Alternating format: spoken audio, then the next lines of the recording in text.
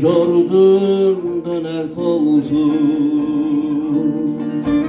sanki ölüm törpüleyenler.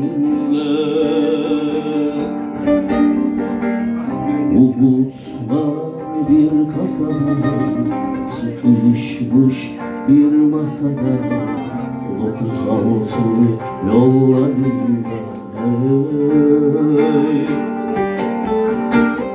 Bir olur geçer buralar,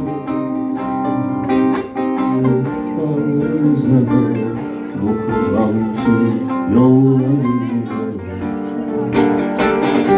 36 yollarında, bir zincir boğazında, sıkar sıkar gevşetemem, ağlayamam.